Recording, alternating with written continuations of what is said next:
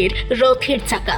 আগে হ্যাঁ, শালবেগ নামের এক মুসলমান ব্যক্তি ছিলেন যার মা হিন্দু এবং বাবা মুসলিম। একটি যুদ্ধক্ষেত্রে শালবেগের মাথায় আঘাত লাগে। অনেক চিকিৎসা করিয়েও সেই চোট সারানো যায়নি। শালবেগের মা শালবেগকে বলে, জগন্নাথ দেবকে স্মরণ করো, সেই কাউকে ফেরায় না। এরপর শালবেগ সারা দিন রাত জগন্নাথ দেবের নাম জপ করতে থাকে। কিছুদিন পরে স্বপ্নে স্বয়ং জগন্নাথ দেব শালবেগের সামনে এসে দাঁড়ায় এবং জগন্নাথ দেব নিজের হাত শালবেগের মাথার উপর রাখে। শালবেগের ঘুম ভেঙে যায়।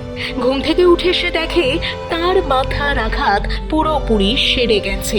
এরপরে সে জগন্নাথ দর্শনের জন্য জগন্নাথ দেবের মন্দিরে পৌঁছে যায়, কিন্তু তাকে ঢুকতে দেওয়া হয় না মুসলিম বলে। মৃত্যুর আগে শালবেগ বলে যায়, যদি আমার ভক্তি সত্যি হয় তবে প্রভু ঠিক আমার কবরে একদিন আসবে। শালবেগের মৃত্যুর কিছুদিন পর রথযাত্রার দিন জগন্নাথ দেবের রথ শালবেগের কবরের সামনে গিয়ে আটকে যায়। অনেক চেষ্টা করেও তা এগিয়ে নিয়ে যাওয়া যায় না।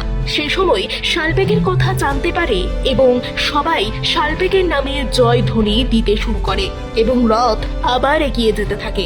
জগন্নাথ দেবের এই মহিমা কেমন লাগলো? যদি ভালো লাগে অবশ্যই বলুন জয় জগন্নাথ।